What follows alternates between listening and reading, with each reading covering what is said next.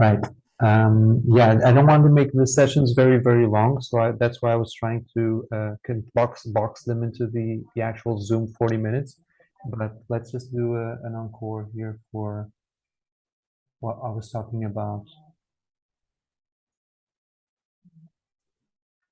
So I was just showing you the transactions there, and this is a blockchain explorer that's working fine on the current testnet, on the contrary of the default one for NAMI. So from NAMI, if I try to click a transaction on testnet, it's going to, it was supposed to show me the details, but because it's sending me to Cardano scan that is broken, I'm not going to be able to use that. What I can do, the simplest thing I can do is what I'm doing here, where I go to the tools and I click the testnet Cexplorer. So I get to the home page of Cexplorer, which is a bit more, full of things. But then I can simply look for the search functionality and drop in here my wallet address, which for now I'm just going to get here. And if I drop my wallet address there, now I see my address with a better UI, especially if I come here to the transfers. But this is a bit of a technical view as well. So this would be a good segue for me to start showing you how balances are actually stored inside Cardano. The main thing there, let's take a look at it. So this was 6 minutes ago. This was 6 minutes ago. This was 10 minutes ago. 7 days, which is our previous session. So taking it from the bottom up, keeping in mind that my pardon, my wallet address ends in XGZ.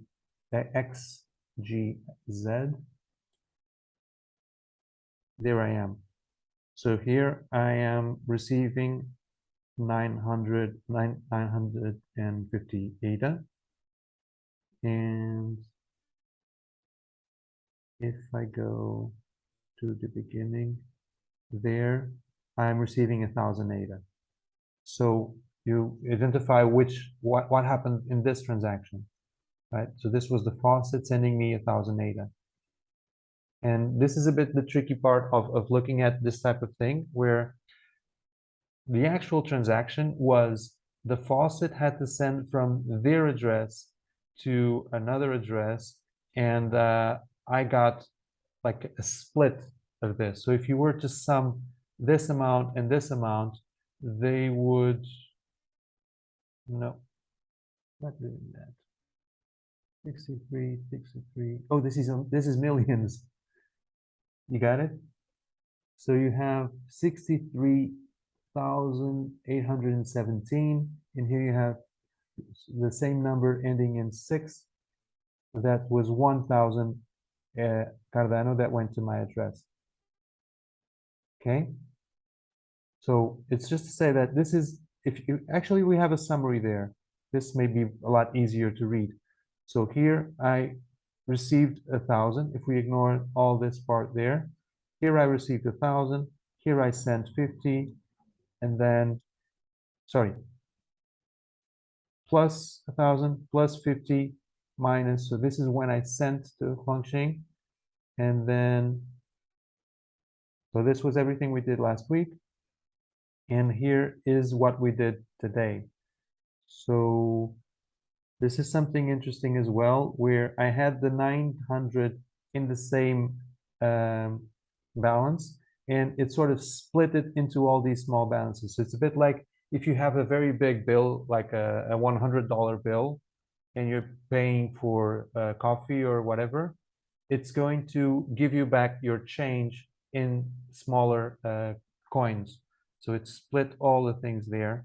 And overall, I just spent this, and I got 1,000 Cardano logos there. So this is the transaction where I minted my Cardano logos. Okay. And what else? think this is where I sent the Cardano logo to someone. I sent 78 to this person, which is your address. And then I got everything back to my address, which ends in Z. Okay. It doesn't give me an easy way to see the tokens there, but yeah. So this was just an introduction to reading a block explorer and seeing how the actual little balances are being shown. Were you able to keep an eye on it in overall, or does it still make sense? Yeah. Yes. Yes. Yeah. So this is what's actually happening on the blockchain, and we can never really understand everything. Especially you need to make a mental note of, okay, my address ends in Z and Huangxing's address ends in KV or VK. And so here I have the Z address and the VK. So this is his address. Ideally, we would try to find a tool that allows us to alias all of these things, and it would be a lot simpler to read. But also, you know, this is a bit more for techies to see. It's really just to... So now I'm receiving already 11 tokens, right? Someone sent it to me. And so that's what I get there. So let's just zoom out of the technical block explorer. Just before I zoom out, what I wanted to show you is that what I'm going to do is from this URL where your address is right there. Quite simple to take Cexplorer and to add my address to the URL. So what I'm going to do is the same way I already have this one, sending it to Cardano Testnet Explorer. I'm going to add another Explorer here, and we can see it on both interfaces, because this information is exactly the same as this information. It's really just a different way of rendering it. Okay, so I'm going to put in two columns which are going to show your address there. I'm going to have two columns that show you on these two different services. And now just to close, if I go back to my wallet, just going to do F11 to use the whole screen.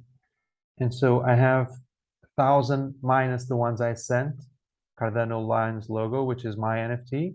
And I received 11 from who?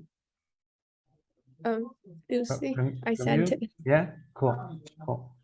So yeah, so I think this is it for today. Do you have any questions and thoughts about this?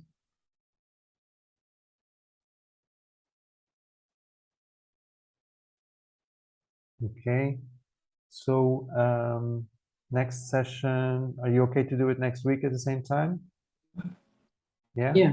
I'm fine with that. But yes, I just have one question, like why are there so many block explorers? What's the difference? Because for Ethereum, right, there's like Okay. just Etherscan. So for Cardano, Are is you the sure? dominant one? Are you sure that there's just Etherscan? No, I mean the dominant one that I can immediately think of is Etherscan. Yeah. But for Cardano, I can't think of one specific. Okay, so two things come to mind. The first thing is decentralization, and the fact that our ecosystem is a bit less fossilized still, so there's more diversity of things. And the second thing that comes to mind to mention is I've also just gotten into this 2.5 months ago. So for me, everything is new as well. And I'm still exploring. I don't have an end-to-end teacher like I'm trying to be to you. I'm not going to try to be there. It's just a workshop. But I had to discover these bits by bits randomly here and there. And that's why I'm trying. These are my personal notes as well. So just now, today or yesterday, I was adding in here these tools, which are a bit more on the way to the technical side. And I'm adding all these things here. So these are my personal notes as I discovered them. Initially, I just put in here on the block explorers, I just had this one. Then I found that one, which is a bit more common, or actually this one is the default one. Then I added this one, which is the official one, I think, from IOHK. And then some guys mentioned these ones. That's why I'm learning them as I go as well. And yeah, I think in overall, each person for now has their favorite. My favorite in terms of user friendliness is this one. Also because there's a lot of things here that we can explore, but I have other favorites are other for different purposes. Okay, cool. Got it. Thank you so much. Cheers. So I'm gonna, this session didn't go so planned as the last time, but I think it was a nice workshop. I'm sorry for any step forwards and backs that I had to do.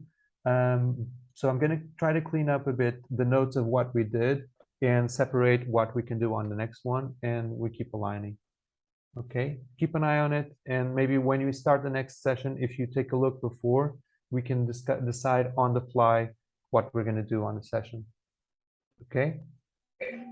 Yeah. Cool.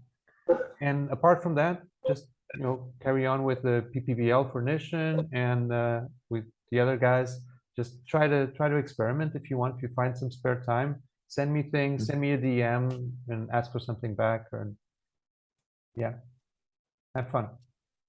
Yes. Thank Okay. you. Thank See you next you. week. See you next week. Bye-bye. Bye. Bye. Ciao.